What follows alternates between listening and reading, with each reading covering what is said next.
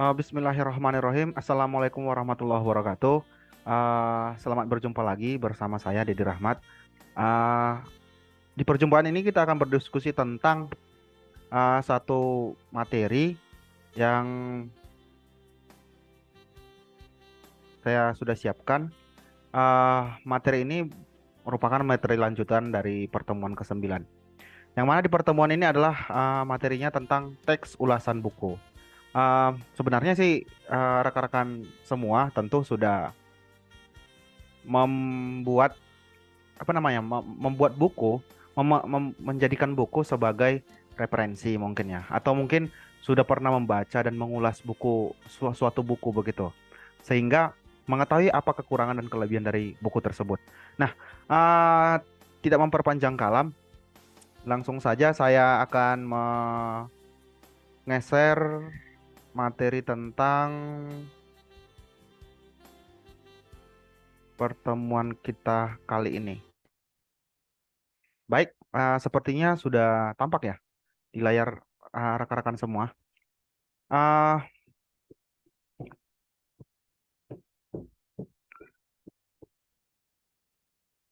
nah, rekan-rekan semua, di sini di slide pertama ini teks ulasan buku. Mengenai pengertian dari teks ulasan buku, yang mana teks ulasan disebut juga sebagai teks review. Jadi mengereview buku begitu ya. Ulasan berbentuk artikel, ulasan berfungsi untuk menimbang, menilai, mengajukan kritik terhadap karya atau peristiwa yang diulas. Nah, tujuan dari teks ulasan buku menunjukkan pandangan atau penilaian penulis resensi terhadap suatu karya, membantu pembaca untuk mengetahui isi suatu karya, dan memberikan informasi kepada pembaca tentang kelebihan dan kekurangan karya yang diulas atau diresensi. Nah, berarti teks ulasan buku ini bisa juga disebut diulas atau resensi ya. Buku yang diulas atau buku yang dijadikan resensi begitu. Nah, kemudian jenis-jenis teks ulasan buku. Nah, ini ada jenis-jenisnya. Teks ulasan informatif, yang mana teks ulasan adalah ulasan yang disampaikan dengan singkat dan umum dari keseluruhan isi buku. Kemudian teks ulasan deskriptif, yang mana teks ulasannya adalah ulasan yang membahas secara detail detail pada setiap bagian atau babnya. Kemudian teks ulasan buku kritis, yang mana teks ulasan ini adalah mengulas detail buku menggunakan metodologi ilmu pengetahuan tertentu. Isi dari resensi kritis biasanya objektif dan kritis dalam menilai isi buku. Jadi dia lebih dalam lagi. Dalam bukan hanya berusaha untuk mencari kelemahan dan bukan juga berusaha untuk mencari uh, keutamaan, tapi beliau berusaha teks ulasan kritis ini berusaha untuk uh, menilai secara mendalam begitu, secara betul-betul fakta tanpa ada tendensi apapun begitu. Nah, artinya teks ulasan kritis ini memang biasanya memang cenderung dilakukan oleh para pengamat di bidang expert begitu, atau tokoh-tokoh yang memang udah di bidangnya begitu. Salah satu ilmuwan yang memang sudah di bidangnya tentu akan sangat kritis dalam mengkritisi sebuah karya atau buku yang tentu dia dipahaminya begitu. Jadi kemudian penelusuran dan penganalisan model teks ulasan buku. Yang pertama itu penelusuran model teks ulasan buku, struktur teks dan hubungan genre pada teks ulasan buku. Genre atau proses sosial merupakan perwujudan yang disusun berdasarkan struktur teks yang ada. Macam-macam genre di sini ada makro dan mikro. Yang mana di dalam teks itu nanti akan dibuat contohnya. Yang mana itu nanti contohnya nih ada iklan berita editorial, kemudian artikel jurnal atau brosur.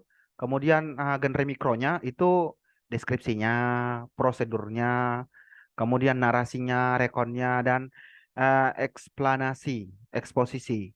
Nah, ini nanti akan diberikan contohnya biar lebih gampang memahaminya ya kan. Nah, struktur struktur ulasan teks ini, struktur teks ulasan ini, yang mana pertama itu nanti akan membahas tentang identitas buku itu, siapa pengarangnya, apa judul bukunya, tahun di mana, dan diterbitkan di mana begitu. Kemudian apa sih bidang dari buku ini, apa sih sebenarnya? Selain pandang tentang buku ini sebenarnya membahas tentang apa? Di bidang apa, keilmuan apa ini di dalam buku ini kan begitu. Kemudian setelah diketahui barulah dibuat tafsiran isi. Maksudnya pemahaman si yang mengulas. Kira-kira menurut dia di bahwasanya isi ini mungkin memberikan nilai-nilai edukatif kah, atau mungkin memberikan apa namanya, penerangan yang mutakhir begitu, hal yang baru kah. Kemudian baru dievaluasi begitu. Dievaluasi dari isi dari buku tadi. Kemudian baru dirangkumkan. Ya, begitulah dia. Menjadilah dia struktur teks ulasan begitu. Nah, di sini merupakan penjelasan dari yang tadi, struktur tadi, struktur yang ini, struktur teks ulasan ini, yang mana di sini identitas uh, sama seperti yang saya ucapkan tadi, menjelaskan tentang judul, penulis, penerbit, tahun penerbit, dan lain-lain. Kemudian orientasi menyampaikan informasi tentang buku apa yang diulas, siapa penulis dan siapa pembaca yang dituju, memposisikan buku yang diulas, memposisikan buku yang diulas, menyatakan pendapat pengulas tentang buku ini. Jadi nanti diceritakan tujuan buku ini sebenarnya diterbitkan untuk apa? Untuk kalangan anak-anak kah, remaja kah? Ataupun isi buku ini sebenarnya seperti ini, sehingga memang target pasarnya ini, target marketnya ini ya untuk mahasiswa begitu. Atau mungkin untuk orang pertanian yang di bidang menanam pisang dan lain-lain begitu ya kan. Jadi dia di apa orientasi dari buku ini begitu. Nah, ini dia. Kemudian tahapan tafsiran isi. Tahapan ini memuat menceritakan ulang tentang hal yang dilakukan oleh penulis saat ia menulis buku ini, isi atau ringkasan buku yang diulas sebagai hasil dari pembaca oleh pengulas terhadap buku ini, membandingkan isi buku yang diulas dengan buku-buku yang lain sejenis. Berarti tahap tafsiran ini adalah tanggapan dari si pengulas begitu, pemberi yang melakukan resensi begitu. Nah, kemudian tahap evaluasi adalah bagian inti dari teks ulasan, yang mana di sini nanti akan dibahas kedalaman isi buku yang diulas, tata organisasi gagasan yang tergambar pada penataan bab tiga, penataan bab. Kemudian yang ketiga, gaya penulisan, bagaimana gaya penulisannya. Dan keempat, keunggulan dan kelemahan buku untuk memformulasikan penilaian genre mikro yang digunakan adalah diskusi. Kemudian genre lain yang dapat digunakan bersama dengan diskusi adalah eksplanasi. Nah, begitu. Nah, kemudian uh, langkah berikutnya adalah rangkuman. Tahapan rangkuman yaitu berisi simpulan atau saran atas ulasan buku yang dibuat. Pada bagian pertama, penulis teks ulasan memberikan simpulan akhir mengenai buku yang diulas dan pandangan subjektif pengulas atas buku yang diulas dengan berdasarkan pada tahap orientasi. Pada bagian kedua, pengulas mengajukan saran tentang buku. Genre yang digunakan adalah deskripsi dan eksposisi. Begitu. Nah, di sini tentang genre-genre tadi, kemudian struktur teksnya. Di sini rangkuman evaluasi dirangkum berbentuk deskripsi, kemudian identitas deskripsi, orientasi deskripsi, genre mikronya, kemudian tafsiran isi, genre mikro yang digunakan adalah deskripsi, kemudian evaluasi berbentuk diskusi sebenarnya begitu. Nah, kemudian fungsi-fungsi retoris dari struktur teksnya ini tadi, ini ada fungsi-fungsi retorisnya. Di sini bisa kita lihat, yang pertama itu menyampaikan kembali apa pendapat pengulas di atas benar adanya dan buku ini memang dibutuhkan oleh pembaca yang dituju. Ini masuk kepada rangkuman evaluasi. Kemudian identitas deskripsi menyampaikan gambaran mengenai wujud ciri-ciri buku yang diulas, menyampaikan informasi pendapat dan pendapat pengulas tentang buku ini, memposisikan buku yang diulas menyampaikan uraian mengenai ilmu yang diulas di buku ini. Kemudian tafsiran isi menceritakan hal yang dilakukan penulis dan menyajikan isi buku. Kemudian menyampaikan penilaian terhadap buku yang diulas dalam berbagai hal dengan menunjukkan keunggulan dan kelemahan melalui perbandingan dengan buku sejenisnya. Ini masuk kepada struktur teks evaluasinya, begitu. Nah, kemudian selanjutnya mengenai aspek penilaian, formulasi bahasa, manfaat teks, ulasan buku. Yang mana di sini mengenai aspek penilaian, aspek yang dinilai dalam buku dalam teks ulasan buku diantaranya ada tiga.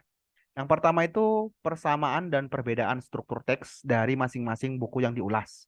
Yang kedua, cara masing-masing ulasan buku memanfaatkan genre mikro pada tahapan struktur. Kemudian yang ketiga, kedalaman informasi yang didapatkan. Menganalisis informasi, menganalisis formulasi bahasa menilai atau mengepulasi adalah menyangkut pandangan sikap positif penilai.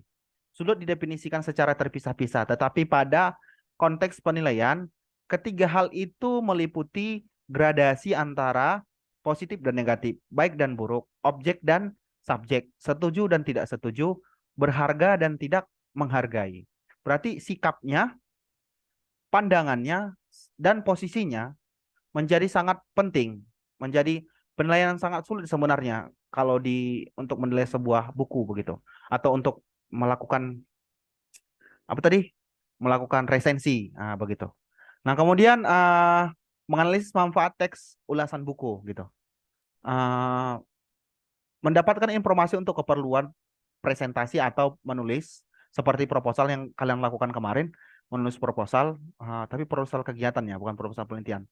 Tapi sama saja, tentu sangat penting sekali menjadi acuan buku menjadi acuan karena menunjukkan ilmiahnya karya tulis itu adalah sudah mengacu kepada buku begitu, buku terdahulu atau kajian-kajian terdahulu gitu. Nah, di sini seperti proposal penelitian, laporan penelitian, artikel ilmiah, tugas akhir atau skripsi begitu. Nah, merekonstruksi teks ulasan buku. Yang mana merekonstruksi teks ulasan buku yang pertama itu merekonstruksi teks ulasan buku terjemahan, membandingkan buku satu dengan yang lain dan salah satunya adalah buku terjemahan serta mengidentifikasi struktur teks yang membentuknya, identitas, orientasi, tafsiran, isi, evaluasi, rangkuman dan evaluasi. Tadi sudah dibahas juga nih ya. Kemudian merekonstruksi teks ulasan buku bahasa Inggris membandingkan bahasa Inggris dengan bahasa lainnya, serta identifikasi struktur teks yang membentuknya. Yang mana identitas, orientasi, tafsiran isi, evaluasi, rangkuman teks.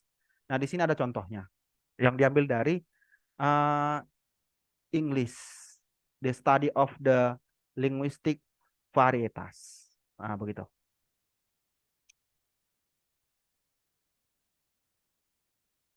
Nah, membuat teks ulasan buku. Yang pertama itu mencari buku yang akan diulas. Ya tentulah ya kan. Mau diulas bukunya, mau diresensi bukunya kalau nggak ada bukunya ya kayak mana ya kan. Nah, mencari buku yang diulas. Kemudian membaca secara kritis. Jadi diamati kalimat per kalimat agar kita betul-betul paham apa sebenarnya yang mau disampaikan. Sehingga kita bisa mengetahui setelah membaca, kita mengetahui sebenarnya apa isi dari buku itu. Eh, Sehingga perlu juga pemahaman lebih terhadap sebuah bidang. Contohnya nih, kita membaca buku tentang pertanian, pertanian atau peternakan lah, peternakan ikan begitu ya kan. Tentu kita harus memahami juga sedikit-sedikit atau mungkin banyak memahami tentang peternakan ikan. Mungkin spesiesnya, mungkin eh, tentang kondisi air yang layak untuk air tawar, untuk ikan tawar sama ikan ikan payau sama ikan yang di laut. Kalau berternak gitu ya kan, yang bagaimana suhunya, bagaimana kadar asam, garam dan lain-lain gitu ya kan. Karena itu sangat menentukan sekali begitu dalam pengembangan ternak di kolam atau di ikan begitu. Begitu juga dengan udang, bagaimana jenis-jenisnya, apakah ini cocok di air tawar atau air payau atau air asin kan begitu. Tentu si pembaca pun harus melihat beberapa referensi ketika melakukan atau berusaha untuk mengkritisi sebuah buku. Sehingga ketika dia membaca akan menghasilkan akan berusaha untuk mengkuliti, akan berusaha untuk mengkaji secara mendalam begitu. Secara kritis isi dari buku tersebut. Makanya perlu ketelitian dan perlu juga dengan kehati-hatian sehingga hasil dari resensi kita itu betul-betul baik begitu. Nah, kemudian membuat ringkasan. Nah, yang mana di sini tentu ya menyatakan kembali buku menyatakan kembali buku yang dibaca dengan lebih singkat dengan mengungkapkan pokok-pokoknya saja begitu. Terus ringkasannya. Nah, kemudian selanjutnya menentukan kriteria penilaian yang mana di sini kriteria dapat ditentukan berdasarkan cakupan isi buku yang diulas, kedalamannya, kualitasnya, gaya penulisannya atau pokok yang menjadi perhatian khusus Anda begitu. Khusus si yang melakukan resensi begitu. Nah, kemudian mencari buku referensi untuk rujukan. Nah, tadi kan saya bilang bahwasanya perlu juga kita membaca beberapa buku atau perlu juga kita mendalami, mencari tahu tentang ilmu itu, ilmu di bidang itu sehingga kita betul-betul memahami begitu. Nah, di sini disuruh mencari buku referensi untuk rujukan yang sama sehingga kita bisa membandingkan secara kritis. Oh, kok di buku ini lengkap ya? Kalau di sini kok hanya beberapa saja ya? Nah, begitu kan? Sehingga kita bisa mengetahui apa apa sebenarnya yang keunggulan dan kekurangan sebuah buku itu. Kemudian menulis ulasan yang dimaksud. Pengulas hendaknya selalu berpegang kepada struktur teks dengan tahap-tahap yang menjadi kerangka teks. Oke. Ini merupakan bagaimana tata cara penulisannya, bagaimana tata cara melakukan ulasan sehingga menjadi rapi sebenarnya sesuai dengan tahap-tahap begitu. Nah, ini contoh teks ulasan buku seperti apa yang ada di tangan rekan-rekan di slide atau di PowerPoint yang ada di tangan rekan-rekan semua. Bisa dilihat dan bisa dipertimbangkan eh, apa sebenarnya contoh dari orientasi, tafsiran. Kemudian di sini ada juga kelebihan bukunya, kekurangan bukunya, sama rangkumannya begitu. Ya, di atas ini saya lihat ada identitas ya. Nah, ini identitasnya dijelaskan di situ siapa pengarangnya, dijelaskan di situ apa judulnya, penerbitnya, berapa halaman, dan menggunakan bahasa apa. Begini contohnya. Ya mungkin sekian saja rekan-rekan semua. Ah, mungkin sekian saja hasil diskusi kita. Ah, jika ada yang ingin berdiskusi atau bertanya tentang ah, diskusi kita hari ini tentang teks ulasan buku ya tadi. Ah, pembahasan kita, teks ulasan buku tadi, boleh silahkan memberi komentar atau boleh silahkan memberikan pertanyaan agar diskusi kita lebih mendalam tentang teks ulasan buku ini. Begitu. Uh, boleh nanti pertanyaannya diberikan di grup WA ataupun boleh di komen di bawah. Mungkin sekian saja dari saya. Saya ucapkan terima kasih atas atensinya. Wabillahi taufiq wal hidayah. Assalamualaikum warahmatullahi wabarakatuh. Selamat berjumpa kembali.